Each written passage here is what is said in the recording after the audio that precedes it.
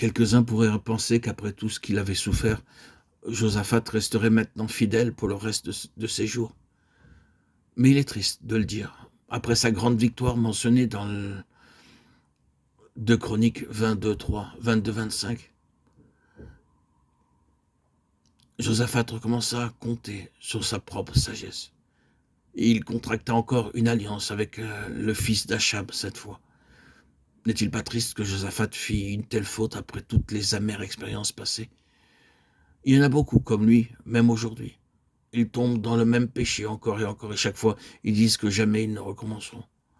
Aussi, leur vie est une grande succession de chutes, de relèvements, de confessions et de nouveau de chutes. Josaphat se liga avec le fils d'Achab, après l'amère expérience du passé. Comment cela est-il arrivé? Nous lisons dans 2 Chroniques 17-6, il fit encore disparaître de Juda les hauts lieux et les idoles. Mais au chapitre 20, verset 33, nous voyons que les hauts lieux étaient revenus. Il est très probable que les alliances mondaines de Josaphat avaient beaucoup contribué à la recrudescence de l'idolâtrie. Le peuple y avait été encouragé parce que leur roi fréquentait Achab, l'idolâtre, et par le fait que le roi allait en Samarie et avait reconstruit les hauts lieux.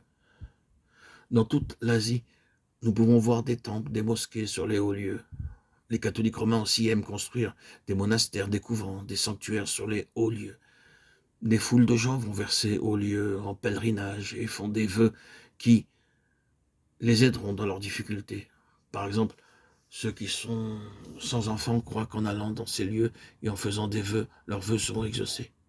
Quoique au commencement de son règne, le roi Josaphat ait enlevé tous les hauts lieux, il était maintenant devenu si faible spirituellement qu'il leur permit de demeurer. Cela apporta un peu plus de ténèbres dans sa vie et renforça son amitié avec Achazia, le fils d'Achab, qui contraint Josaphat à participer avec lui à l'envoi de bateaux pour ramener de l'or des pays lointains. Ainsi, nous voyons le roi Josaphat qui commença bien son règne dans la crainte de l'Éternel, faire un complet fiasco vers la fin de sa vie, et même défaire le bon travail qu'il avait commencé. La cause de ceci était l'amour de l'argent qui s'était insinué dans sa vie, et qui, en l'envahissant, l'avait affaibli et amené à sa ruine. Soyons avertis par l'alliance de mariage, par des festins, des galas ou des amitiés qui se renforcent, des amitiés qui ne sont pas d'ordre fraternel,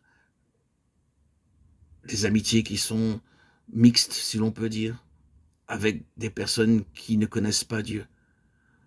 Le diable affaiblit l'enfant de Dieu, le croyant. Et l'enfant de Dieu devient faible spirituellement.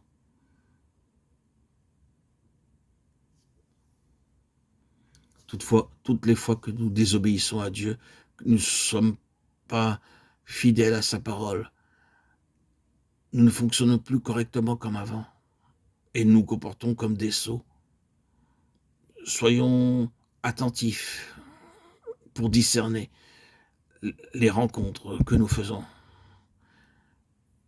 si elles sont là pour nous édifier ou pour nous affaiblir.